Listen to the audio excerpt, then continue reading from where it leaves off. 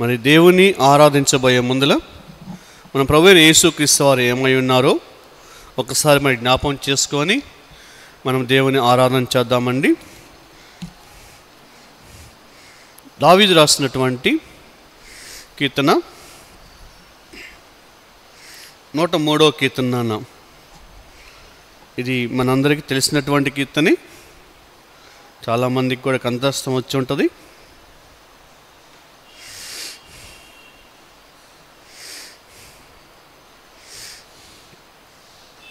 మొదటి నుంచి చదువుదాం, చూడండి ఒకసారి.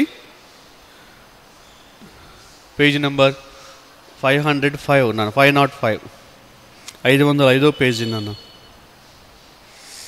నా ప్రాణమా యెహోవాను సన్నోతించుము, నా అంతరంగమునున్న సమస్తమా ఆయన పరిశుద్ధ నామమును సన్నోతించుము.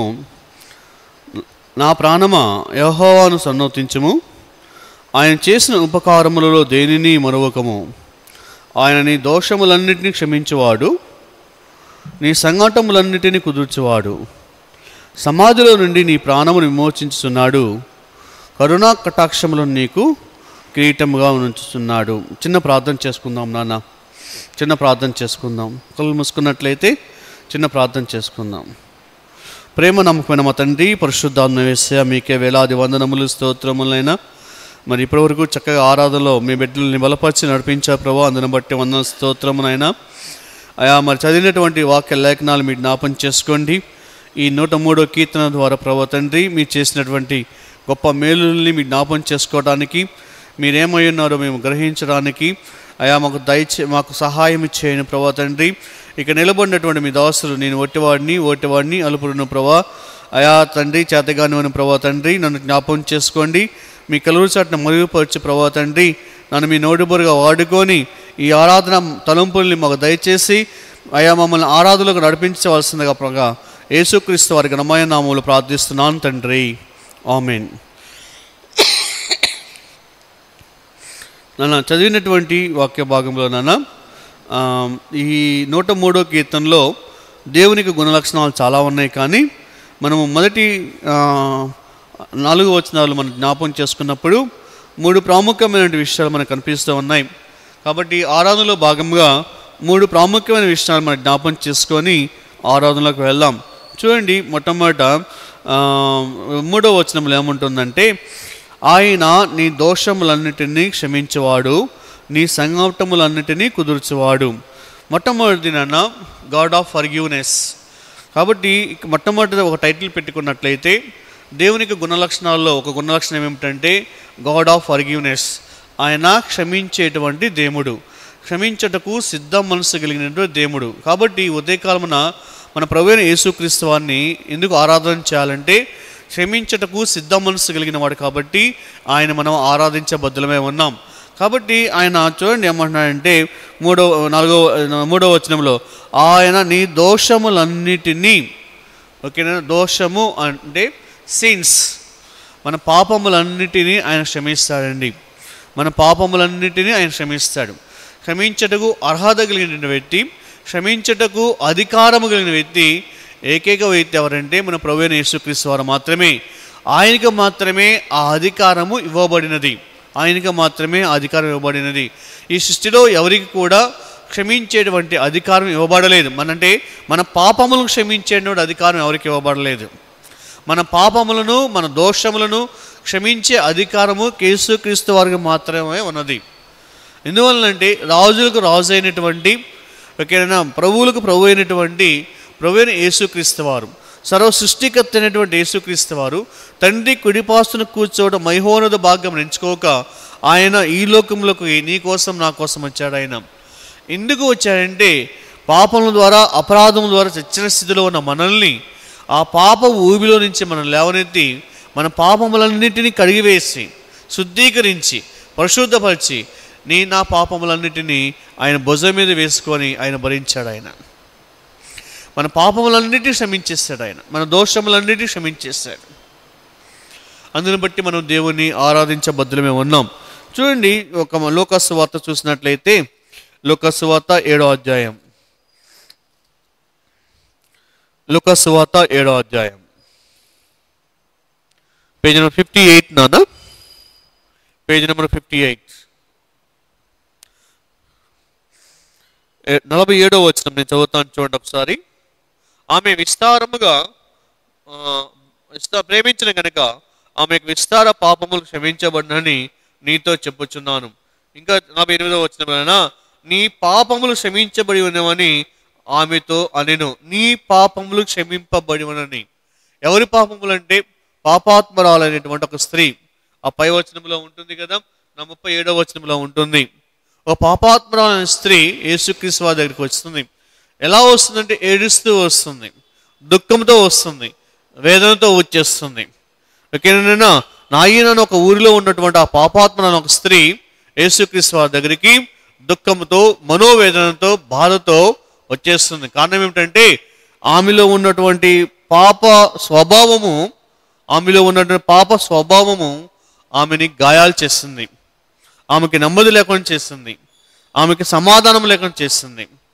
ఓకేనా, అలాంటి భయంకరమైన స్థితిలో యేసుక్రీస్తు వారి దగ్గరికి వచ్చినప్పుడు ఈ సృష్టిలో ఎవరూ ఆమె పాపం క్షమించలేదు, కానీ ఆమె రోగములని, దోషములని కుదర్చలేదు, కానీ ఆమెకు ఎవరూ సమాధానాన్ని, సంతోషాన్ని దయచేయలేదు. కానీ కేవలం యేసుక్రీస్తు వారి దగ్గరికి వచ్చినప్పుడు మాత్రమే యేసుక్రీస్తు వారు ఆ పాపములన్నిటిని క్షమించి వేసి ఆమెలో ఉన్న దుఃఖాన్ని, బాధని, మనోవేదన తీసివేసి ఆమె హృదయానికి, ఆమె జీవితానికి సమాధానాన్ని, సంతోషాన్ని, ఆనందాన్ని ప్రసాదించాడు.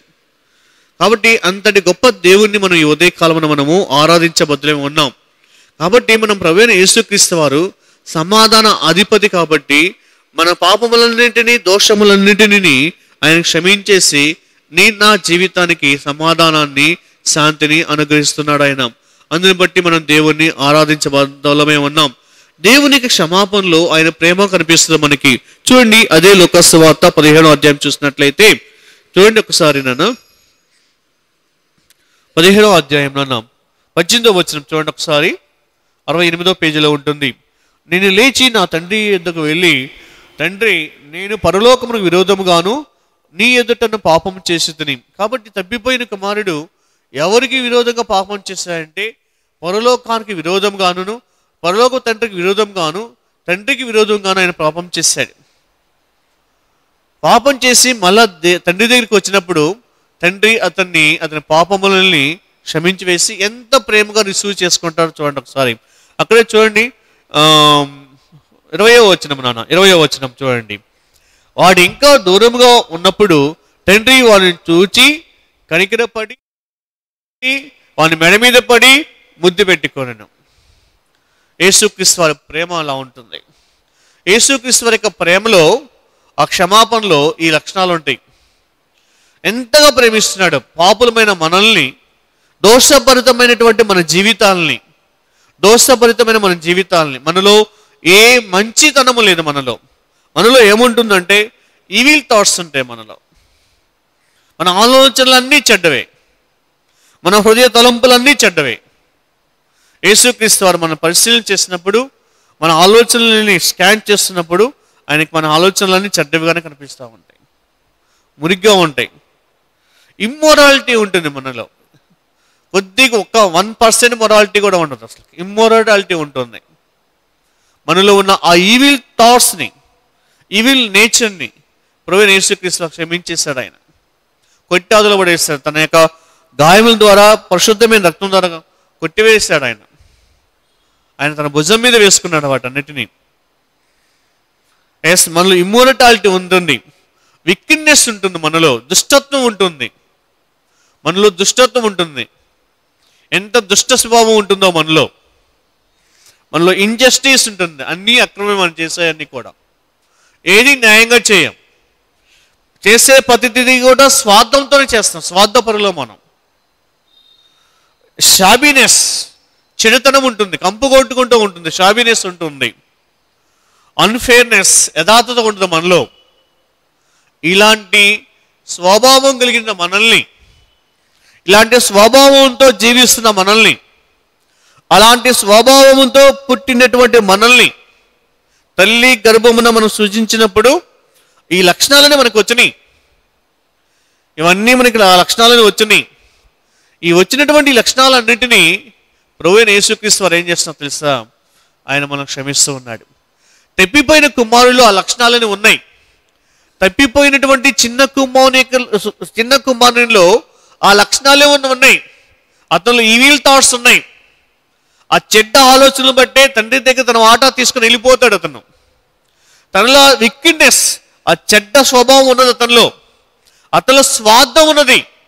అందుకే నా వాటా నాకు ఇవ్వమన్నాడు. కలిసి ఉందాం అనుకోలేదు. మనము కూడా అదే ఆలోచనలో జీవిస్తూ ఉన్నాం. అలాంటి మురికి జీవితంలో, అలాంటి దుష్ట స్వభావంతో దోషభరితమైన జీవితాలు మనవి. అలాంటి దోషభరితమైన జీవితాలని ప్రభువైన యేసుక్రీస్తు వారు ఏం చేస్తున్నారంటే క్షమిస్తూ ఉన్నాడు. అందుని బట్టి మనం దేవుని ఆరాధించబద్దులమే ఉన్నాం. మనం ఈ స్త్రీ కూడా ఒకవేళ ఎటువంటి దోషభరితమైన జీవితంతో వచ్చిందో ఆమె, ఎటువంటి పాపంతో వచ్చిందో ఆమె, అయితే ప్రభువైన యేసుక్రీస్తు వారు ఆమెతో ఏమంటున్నాడంటే, అమ్మ నీ పాపములు క్షమించబని ఇక్కడి నుంచి సమాధానం కలిగలమన్నాడు. కాబట్టి మన ప్రభువైన యేసుక్రీస్తు వారు ఎందుకు ఆరాధన చేయాలంటే, మన స్వభావము చెడ్డ స్వభావము, దోషభరితమైన స్వభావం. మన స్వభావంలో ఏముంటుందంటే ఈవిల్నెస్ ఉంటుంది, ఇమ్మోరటాలిటీ ఉంటుంది, విక్కిడ్నెస్ ఉంటుంది, ఇంజస్టిస్ ఉంటుంది, షావినెస్ ఉంటుంది, అన్ఫేర్నెస్ ఉంటుంది. ఇవన్నీ ఉన్నాయి మనలో ఉన్న వీటన్నిటిని ఆయన పరిశుద్ధ రక్తంతో కడిగివేసి శుద్ధీకరించి ఆయన కుమార్తెను చేసుకున్నాడు. మన పాపములన్నింటినీ, మన దోషములన్నింటినీ క్షమించి వేసి, అందుని బట్టి మనం దేవుణ్ణి ఏం చేయాలో తెలుసా? ఆరాధన చేయాలి. మొట్టమొదటి మనం he is a God of forgiveness. He is a God of forgiveness. ఆయన మన దోషములన్నిటినీ కూడా క్షమించేటువంటి దేవుడు. రెండవ వచనం చూడండి, అక్కడే 103వ కీర్తన 3వ వచనంలోనే ఒక మాట ఉంటుంది. 3వ వచనంలోనే ఒక మాట, నీ సంఘటములన్నిటినీ కుదుర్చువాడు. ఓకేనా? సంఘటములన్నిటినీ అంటే రోగములన్నిటినీ. ఓకేనా? ఇంకో తెలుగు వర్షం చూస్తే రోగములన్నిటినీ, ఇక్కడ కుదుర్చువాడు అంటే నయం చేయవాడు. మన రోగములన్నిటినీ నయం చేయవాడు. అందుని బట్టి దేవుని ఆరాధన చేయాలి. ఓకేనా? గాడ్ ఆఫ్ హీలింగ్, స్వస్థపరిచే దేవుడు. దానికి ఒక టైటిల్ పెట్టుకున్నట్లయితే స్వస్థపరిచే దేవుడు. మొట్టమొదటిది క్షమించే దేవుడు, గాడ్ ఆఫ్ ఫర్గివ్నెస్. రెండోది స్వస్థపరిచేటువంటి దేవుడు, గాడ్ ఆఫ్ హీలింగ్. మన రోగములన్నిటినీ, మన సంఘటనలన్నింటినీ నయం చేస్తాడు ఆయన. చూడండి 38వ కీర్తన 3వ వచనం. 38వ కీర్తన 38 471 పేజీ 3వ వచనం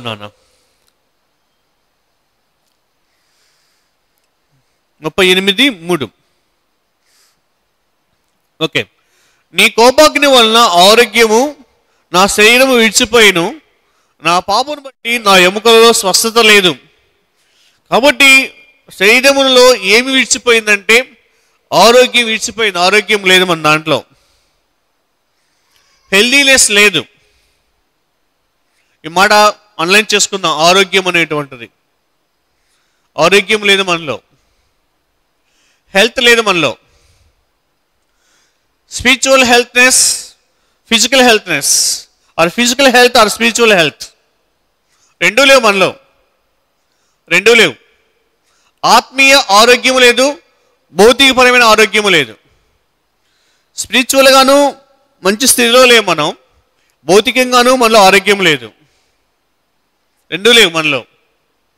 అయితే ప్రభువైన యేసుక్రీస్తు ఏం చేస్తాడంటే రెండు ఇస్తాడు మనకి. స్పిరిచువల్ హెల్త్ ఇస్తాడు, ఫిజికల్ హెల్త్ ఇస్తాడు, రెండు ఇస్తాడు ఆయన.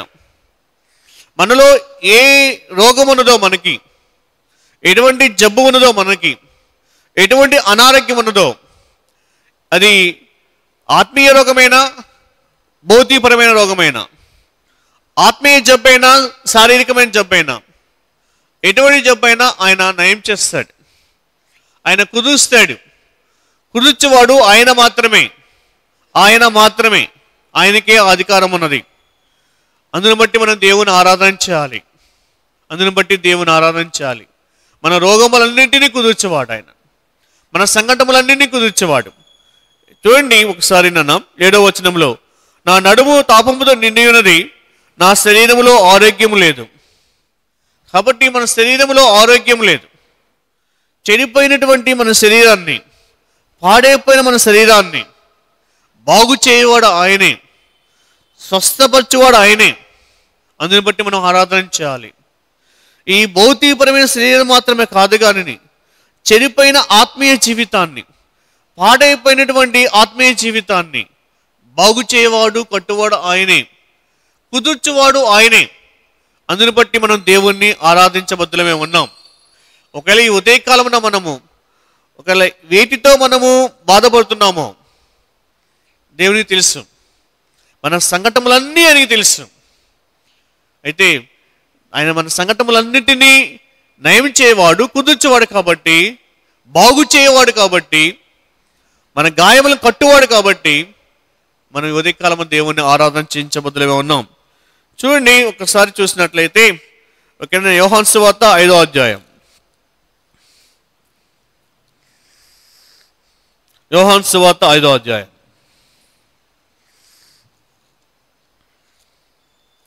యోహాను సువార్త 5వ అధ్యాయం, పేజ్ నెంబర్ 84.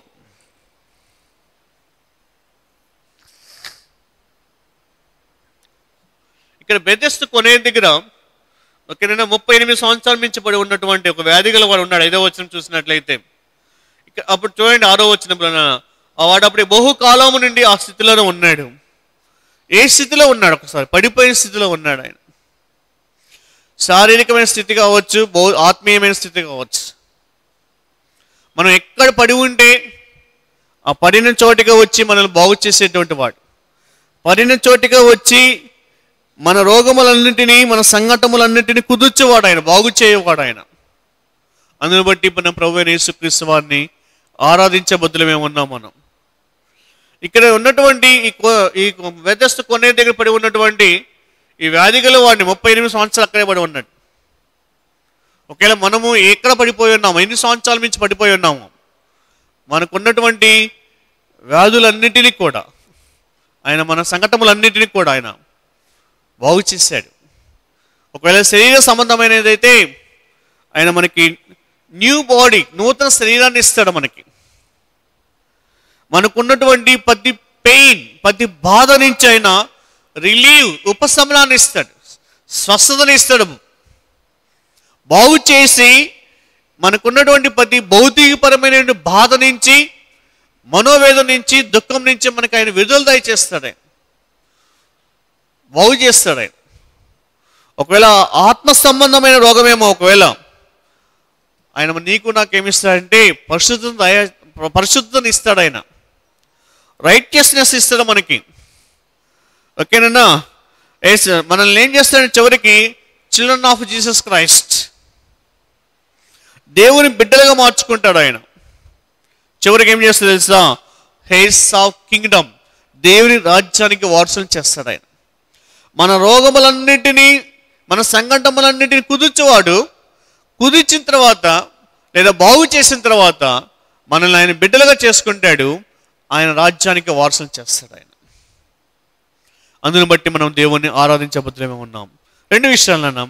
ఒకటి గాడ్ ఆఫ్ ఫర్గివ్నెస్, మనం క్షమించేటువంటి దేవుడు. రెండోది గాడ్ ఆఫ్ హీలింగ్, మనల్ని స్వస్థపరిచే దేవుడు. చూడండి 103వ కీర్తన, 103వ కీర్తన 4వ వచనం నాన్న, 4వ వచనం.